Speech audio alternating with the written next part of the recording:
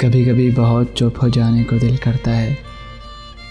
दिल चाहता है कि हम कुछ ना बोलें और सामने वाला हमारे दर्द को जान ले और हमें खामोशी से समेट ले। तुम्हें कोई फ़र्क पड़ता है मेरे होने ना होने से, मेरे हंसने से, मेरे रोने से, मेरे लफ्ज़ों से, या फिर मेरे बहुत खामोश हो जाने से? जब अंदर तक गहरी खामोशी छाई हो तो बाखुदा खामोशी के सिवा हर आवाज़ तकलीफ़ देती है।